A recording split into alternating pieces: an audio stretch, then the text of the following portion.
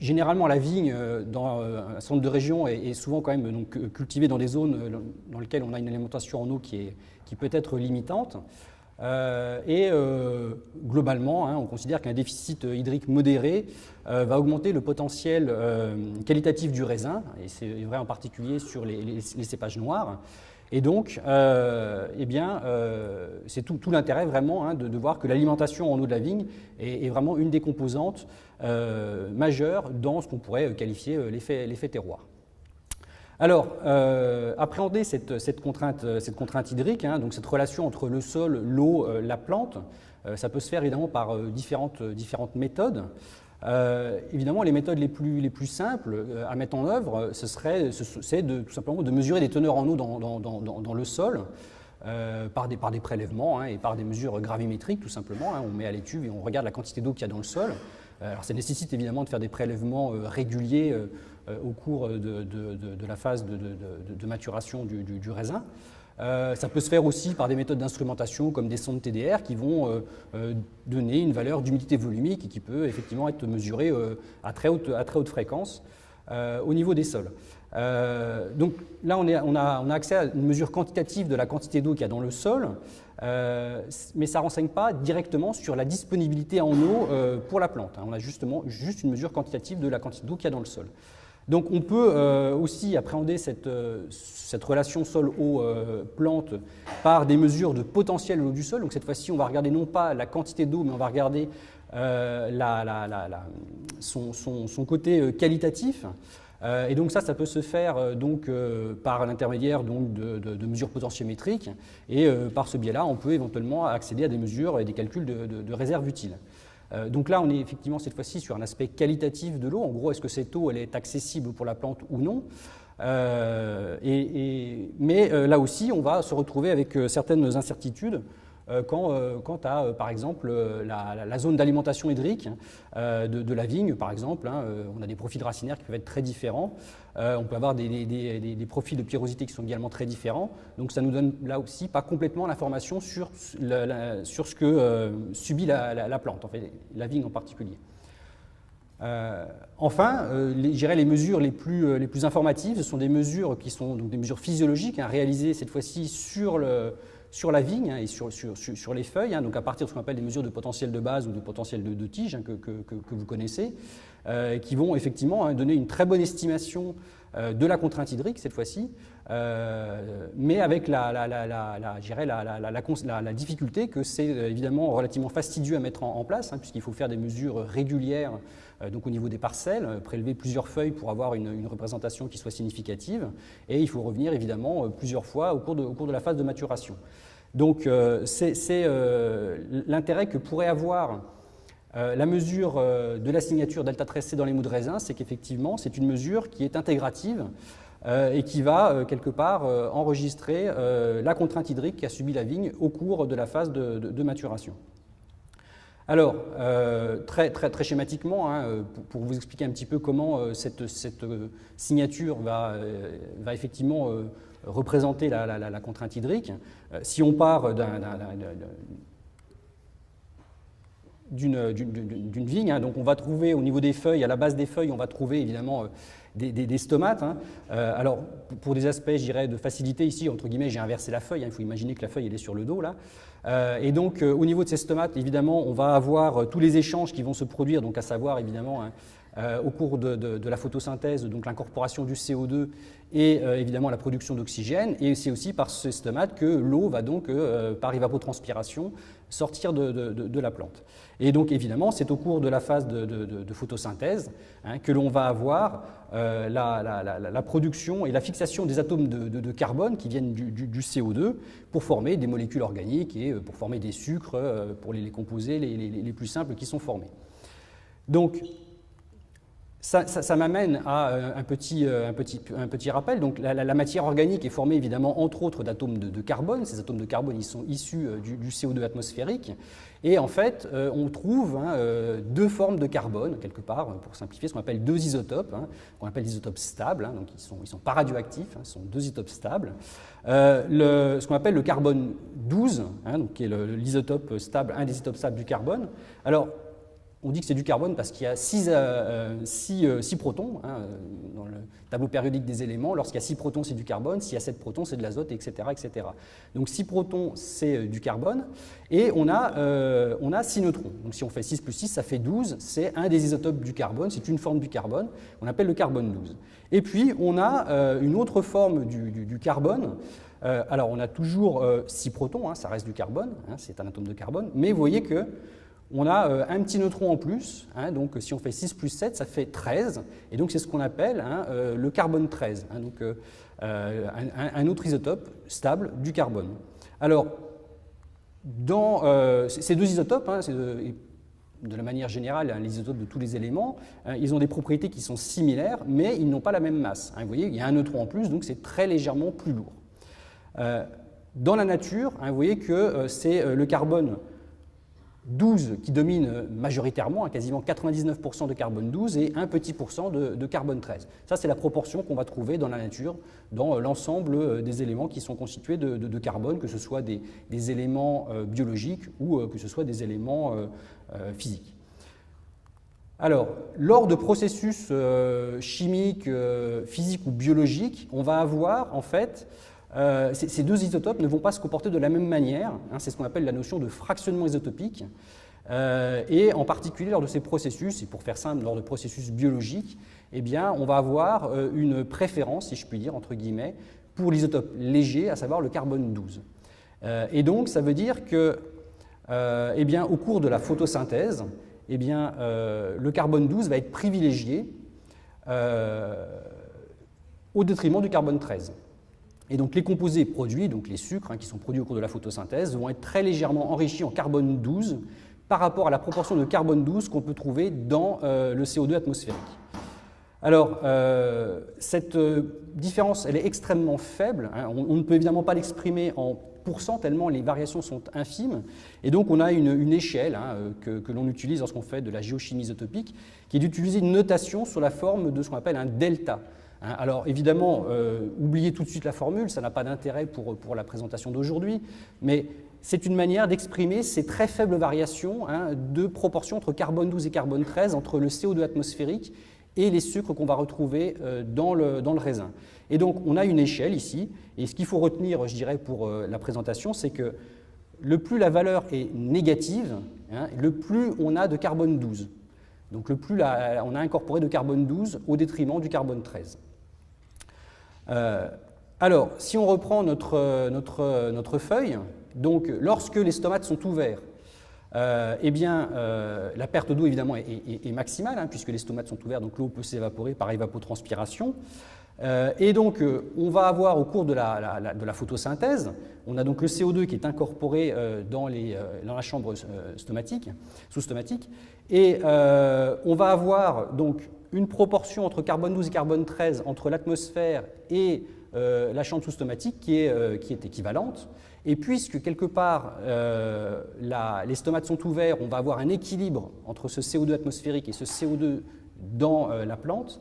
Et donc, au cours de la photosynthèse, je dirais que la vigne va privilégier le carbone 12, hein, puisque c'est en fait, d'un point de vue énergétique, plus efficace d'utiliser le carbone 12. Donc on va avoir, hein, comme c'est représenté ici, au cours de la photosynthèse, la production de sucres qui vont être enrichis en carbone 12 au regard du CO2 atmosphérique. C'est ce que j'ai illustré sur ce graphique en mettant finalement, vous voyez, hein, le grand rectangle vert, ça représente le carbone 12 et on a un tout petit peu de carbone 13. Et on voit bien qu'on en a moins que dans le CO2 atmosphérique. Ça, c'est lorsque la plante, effectivement, va faire la photosynthèse en condition de stomate ouvert.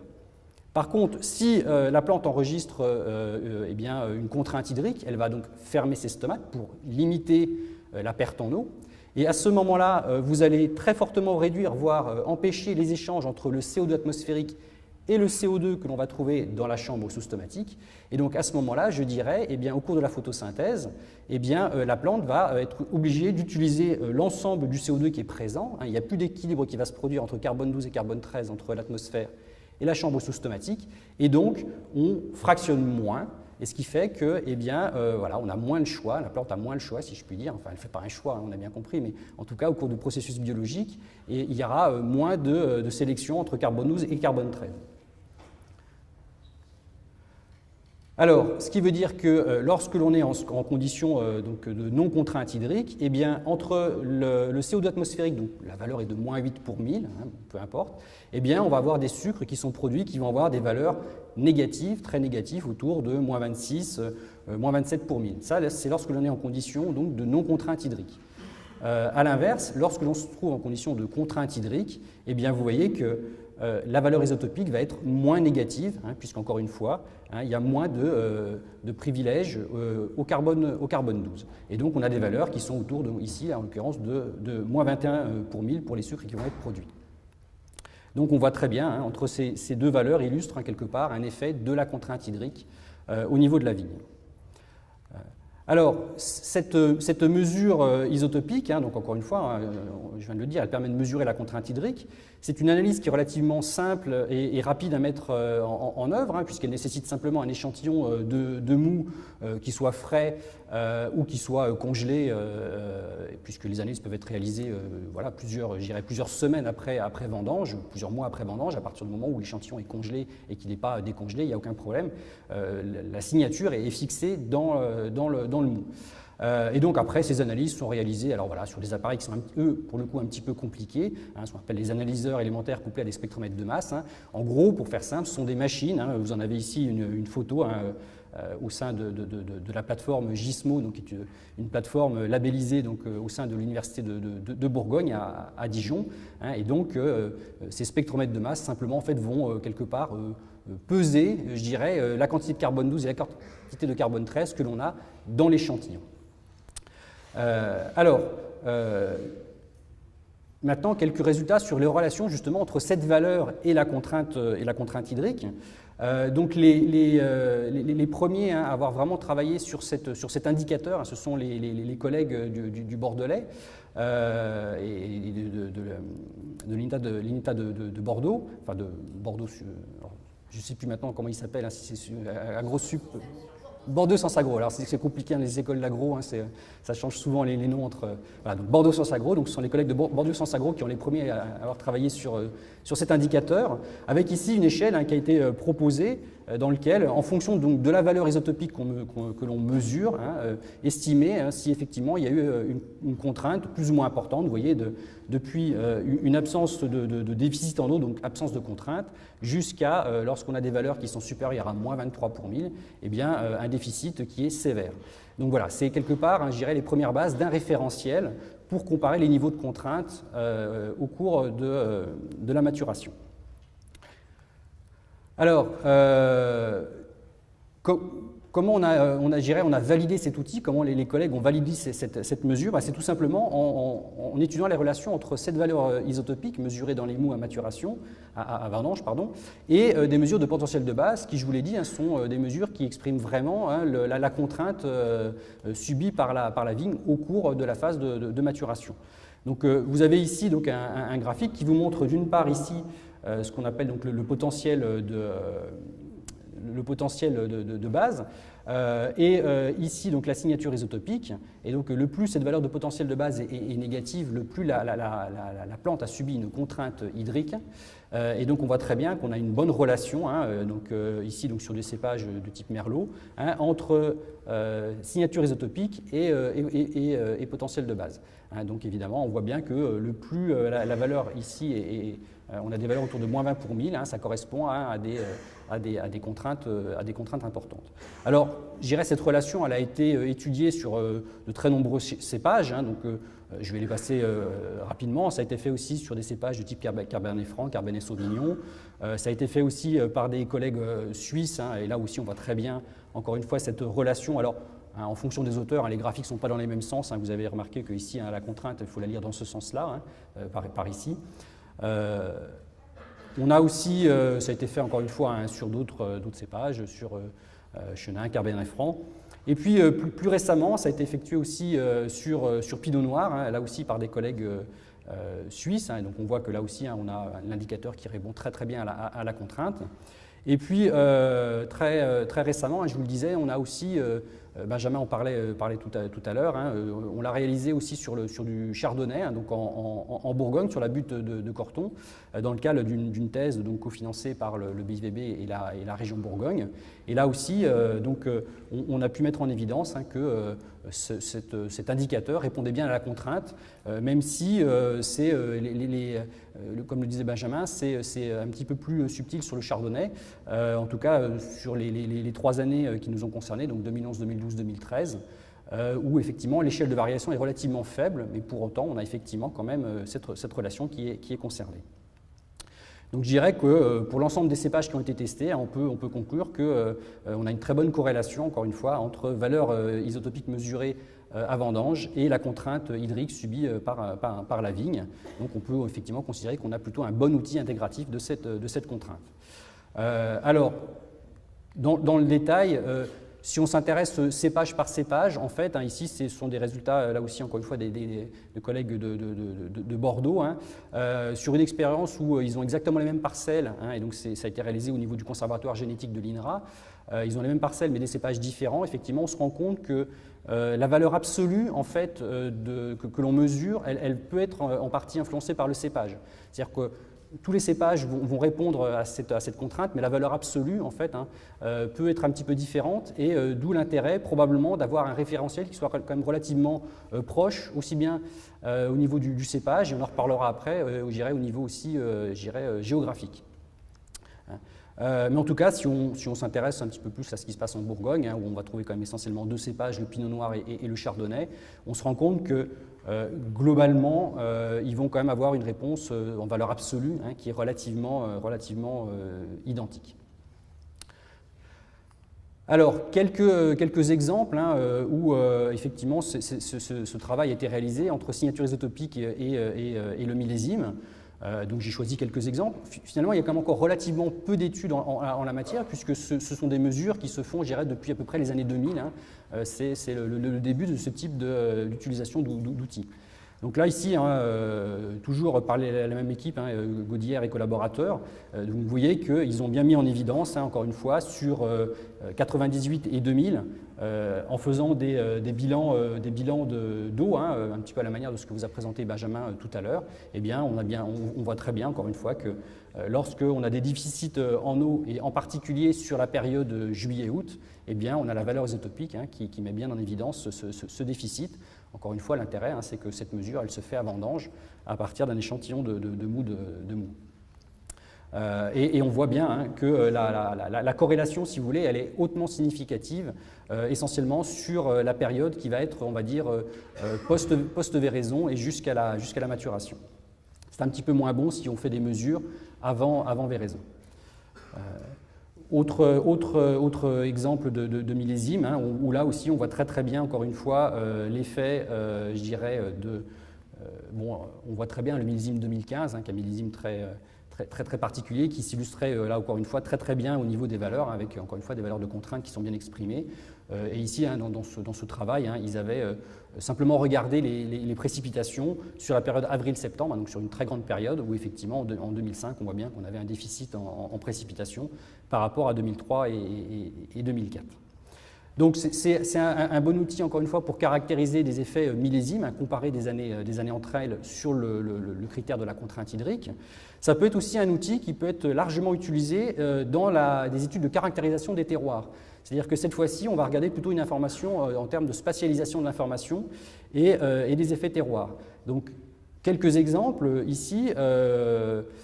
Premier exemple, là encore, basé sur le Bordelais, où vous avez ici donc une spatialisation de cette valeur isotopique, donc mesurée sur une trentaine de parcelles en 2000. Et donc on voit l'échelle ici, à mesure que les valeurs sont foncées, ça correspond à des valeurs de contraintes importantes. Et donc ils ont cherché à mettre en relation ces valeurs de contraintes à des cartes de contenu en éléments grossiers. Alors, vous avez peut-être un petit peu de mal à voir, mais grosso modo, si on regarde, on s'aperçoit que toutes les zones où la contrainte a été plus importante, ça correspond à des zones qui sont toutes plus riches en éléments grossiers si on s'intéresse au sol et qu'on fait des profils pédologiques et qu'on regarde un petit peu tout ce qui va être charge en éléments grossiers. On voit qu'on a une très bonne relation entre cette contrainte hydrique et les éléments grossiers. Donc dans l'étude d'un terroir, c'est évidemment intéressant de pouvoir comme ça regarder à l'échelle de plusieurs parcelles eh bien, cette relation, encore une fois, entre le sol et la manière dont la contrainte va s'exprimer. Le même genre de travail a été réalisé un peu plus récemment, là aussi, une carte des valeurs de signature isotopique delta 13C. Donc plus les couleurs sont rouges foncées, chaudes, ça correspond à de la contrainte importante. Et puis en comparaison, eh bien, vous avez ici des mesures qui ont été faites par résistivité électrique. Donc la résistivité électrique, on passe dans les parcelles avec un quad auquel on a des électrodes qui sont associées à une roue qui est à l'arrière. Alors ça peut être fait aussi avec un enjambeur. Et donc on va comme ça mesurer la manière dont le courant électrique se propage dans le sol, et c'est un indicateur du sous-sol. C'est une manière d'avoir une vision du sous-sol sans avoir à ouvrir de profil pédologique. Et donc cette résistivité ici, elle est essentiellement liée, là encore une fois, aux éléments grossiers. Et donc on voit très bien une relation extrêmement forte entre la contrainte hydrique, les valeurs de résistivité qui derrière sont une estimation de sol plus graveleux, à plus forte résistivité, et donc auquel on associe une capacité au champ, donc une réserve utile qui est plus faible. À l'inverse, dans les zones qui sont ici beaucoup plus froides, donc la contrainte est moindre, et c'est essentiellement des zones plus argileuses, donc dans lesquelles on a une capacité, donc une réserve utile qui est plus importante. On a, nous aussi, je vous le disais, travaillé un petit peu sur la butte de Corton, dans le cadre donc, de cette thèse. Et donc on a cherché à regarder un petit peu, donc, sur l'échelle de la butte de Corton, la relation entre la pente et les éléments grossiers, donc à partir de 8 placettes qui ont été choisies et donc, dans lesquelles on avait uniformisé le matériel végétal. On était sur du chardonnay avec des pieds qui avaient des parcelles qui avaient tous le même âge. Et donc, il en ressort que là, encore une fois, on a pu mettre en évidence dans ce travail un effet des éléments grossiers. On voit encore une fois que le plus la proportion d'éléments grossiers est importante et le plus eh bien, on a une contrainte qui se met en place. Et ça se vérifie pour les 3 années qu'on a suivies, donc 2011, 2012 et 2013. Et de la même manière, on met là aussi en évidence l'effet de la pente. Le plus la pente est forte, eh bien, le plus là aussi on va avoir des phénomènes de contrainte qui vont se mettre en place. Et donc tout cela étant encore une fois mesuré sur la base des valeurs isotopiques. Donc ça permet en fait de faire le lien entre l'emplacement de nos différentes parcelles expérimentales que vous avez ici. Et ce que vous avez là, ce sont des mesures de résistivité électrique dans le sous-sol, sur les premiers mètres, qui permettent de faire le lien entre le sol et le matériel parental, donc en gros la géologie. Et donc lorsqu'on est ici sur la butte de Corton, sur ces alternances entre des matériels plus calcaires et des matériaux un peu plus argileux, plus marneux. Alors, rapidement, quelques données sur, cette fois-ci, cette valeur à l'échelle de la Bourgogne, donc pour essayer de parler un petit peu de l'effet millésime, mais cette fois-ci pour la Bourgogne.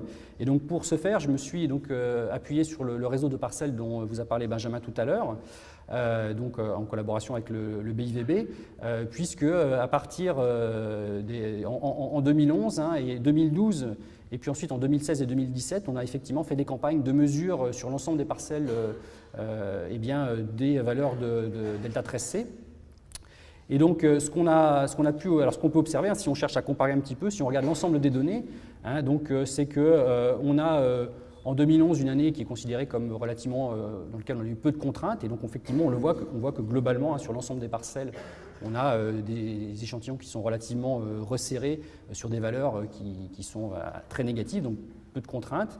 Alors que si on prend 2012, 2016 et 2017, qui sont des années dans lesquelles on a un peu plus de contraintes, on voit effectivement que sur l'ensemble du réseau, on a une plus grande variabilité dans la valeur isotopique, ce qui démontre qu'on a des parcelles qui ont été fortement contraintes et d'autres beaucoup moins.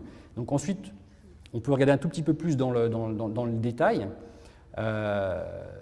Et donc, alors voilà. On met clairement en évidence en fait un effet terroir, un effet local qui va être lié à des effets de pente, qui va être lié au sol, etc. Ce qui peut illustrer ces différences beaucoup plus importantes. C'est évidemment lorsque la contrainte s'exprime qu'on va pouvoir voir des écarts beaucoup plus importants, puisque parfois certaines parcelles vont se trouver dans des zones dans lesquelles les sols sont plus profonds, avec des matériaux fins un petit peu plus abondants, et donc une réserve utile plus importante, et donc moins sujet à la contrainte, à l'inverse de parcelles sur des sols plus courts, plus caillouteux, où là, assez rapidement, la contrainte va pouvoir se mettre en place. Donc, si on regarde ces données cette fois-ci par département, on voit que donc, au niveau de la Côte d'Or, on a effectivement des différences avec quelque part, je dirais, 2011 qui est une année où la contrainte a été relativement faible, à l'inverse de 2016. Alors évidemment 2016, comme ça a été dit, il y a une année où il y a eu beaucoup de parcelles en gelée, donc y compris les parcelles du réseau, ce qui fait qu'on a moins de données évidemment, puisque un certain nombre de parcelles n'ont pas été récoltées. En tout cas, si on essaie de comparer donc un petit peu ces résultats de contraintes aux données que Benjamin vous a présentées précédemment, alors attention, ici les années ne sont pas classées, ça fait partie des petits bugs informatiques. Quand on fait des figures, parfois on a des petites surprises, mais bon, peu importe. En tout cas, si on regarde 2011, qui est ici, on voit effectivement, sur la base de la contrainte hydrique mesurée sur des paramètres climatiques, qu'effectivement on a une contrainte qui est très faible, et ça correspond bien à ce qu'on observe sur la valeur isotopique. Alors qu'à l'inverse, si on prend 2016 et 2017, on voit bien que 2016 est ici, le plus les couleurs ici sont chaudes, le plus la contrainte est importante. Et là, encore une fois, on voit bien cette relation entre contrainte et paramètres et signatures isotopiques. Sur la Saône-et-Loire, c'est un petit peu plus compliqué, entre guillemets. Il faudrait vraiment aller regarder parcelle par parcelle, puisqu'on a effectivement des parcelles qui ont une contrainte un peu importante et d'autres qui le sont beaucoup moins. Donc on n'est pas encore allé à ce niveau d'analyse, à ce degré d'analyse. Il faudrait quelque part aller voir chaque parcelle et puis vraiment faire une description pédologique extrêmement poussée, ce qui va être fait, je l'espère, dans les années à venir. Par contre, si on s'intéresse au cas de Lyon, on a quelque chose qui est relativement intéressant. Encore une fois, donc on voit qu'en 2011, la contrainte est très faible. Elle est relativement importante en 2012 et en 2016. Et là aussi, ça correspond bien à ce qu'on peut observer en termes de contraintes hydriques. Alors cette fois-ci, les données sont dans l'ordre. Donc 2012 et 2016, on voit bien qu'on a effectivement, en particulier sur la post-véraison et jusqu'à vendange, une contrainte qui reste importante au niveau du sol. Par contre, on voit bien que si on prend le cas de 2017, on voit que sur la base des données isotopiques, on ne met pas en évidence de contraintes importantes, et c'est probablement dû finalement aux précipitations importantes qui ont eu lieu fin août et début septembre, juste avant les vendanges qui ont été un petit peu plus tardives dans le Chablisien. Donc là, on voit encore une fois que cet outil répond extrêmement bien à la contrainte subie, en particulier à la contrainte subie, encore une fois, entre la véraison et les vendanges. Pour finir, juste pour ouvrir, cette mesure isotopique, je vous l'ai dit depuis tout à l'heure, on peut la faire dans le mou donc à maturation. Et donc, encore une fois, c'est une mesure simple à faire, puisqu'il suffit de presser une centaine de baies, d'échantillonner une centaine de baies, et puis donc on peut faire la mesure.